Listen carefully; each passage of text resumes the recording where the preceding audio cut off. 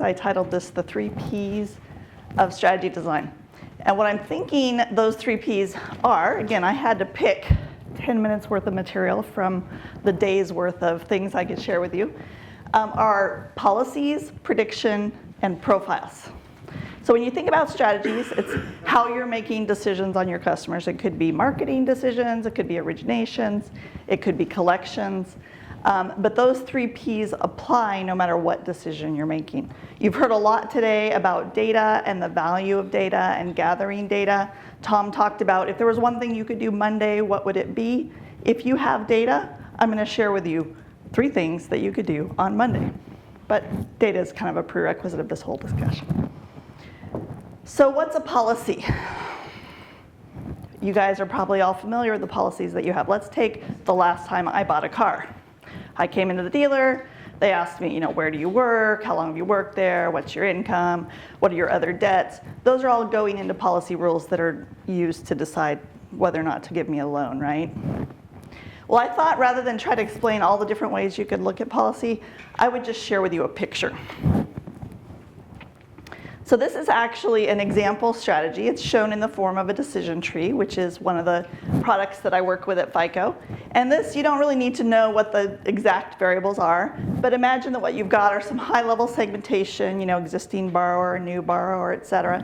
And the color coding has to do with scores that are used to segment the population. So you can see we've got blue being your A and your B paper, green being like C, purple being D and E. So this particular customer was using A through E to decide, A and B I'm going to accept. I'm going to accept some of the C's, decline the D's and E's. Pretty straightforward. So you all have probably built scores, used scores. Scores are great. You can see we're doing a really good job of segmenting, coming up with our A through E. But my point here is also take a look at your policy with data. And here's why. This is what happened when we did this for this particular customer. Red is people that failed policy. So what's the first thing you see here? It's a pretty big chunk of the population, right? So instead of all those approvals that you think you're going to get, because that new score is better, we just cut a bunch of them off. Those of you who are really quick in the audience and awake at this time of the day might notice it's pretty flat across risk. I'm declining almost as many good customers as I am bad customers as a result of this one policy rule. So if the customer implements this new score and doesn't look at their policy, they might not really be getting the value that they think they would from the new score. So that's why it's important to look at policy. And this can take the form of all sorts of things. One of my customers is KeyBank. They do a lot of loans for autos and marine and RV. They always take a look at their policy when they put in new scores. And an example that they shared with me was they had a policy that said, if you're self-employed, we automatically direct you to a manual review process. They took a look at data. They segmented first on self-employed people. Then they split them by other information that they had available, which happened to be credit bureau data. Turns out, if somebody's self-employed but has a good credit history, they're just as good as people who are not self-employed. So they could take that rule and fine-tune it and only review the people that they really needed to. So that's policies. The second is prediction. You've heard us talk a lot about scores or other data elements that you might have available. And the point here is you may not necessarily know what's predictive on your portfolio, right? So let's say you've been making originations decisions and you have all these scores available. An example of this might be you have a custom score, you've been using it with certain cutoffs. Well, if you also had another score available, it doesn't hurt to take a look and say, okay, this is the decision I'm making, these are my A quality. Well, maybe some of them really should be B or C. So by looking at the data and seeing what's predictive, in addition to what you're already doing today, you might be able to refine that segmentation. And the third is profile.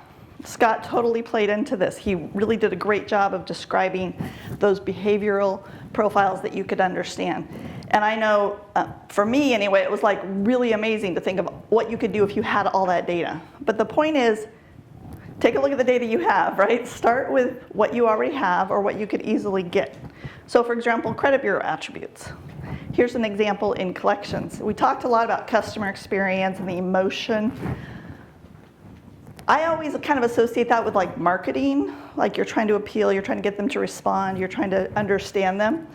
But if you think about it, collections is another form of marketing, right? You're just trying to get a different type of response. So the better job you can understand your customer as you're talking to them and trying to get them to pay you, the more likely you are to get that positive response, right? So an example of this on a project I worked with one of my customers, we had all one cycle accounts, and they were like, we think there's some differentiation here. Even among the same score category, we might have people that are consistently low levels of delinquency, so they score fairly low, but we just don't think they're that risky. So we took a look at credit bureau data, as well as all the other information we had. And what we learned was there was one variable that they had that they didn't realize was super helpful until we looked at it, and that was the number of delinquent trades. Because knowing that you're one of 10 delinquent trades instead of the only delinquent trade, that might affect how you talk to that customer and increase your success of being able to collect on them. So that's an example of how profiling can help you kind of refine the treatment once you've done your segmentation.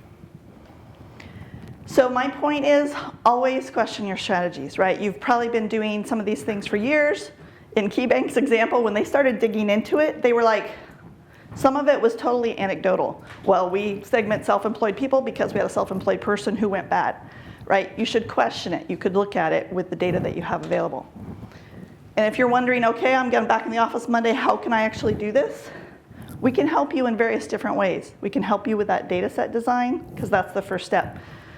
60% of the work, I totally believe it. It's really important. You want to get that right. We can work with you on a project, or we could teach you how to do it yourselves.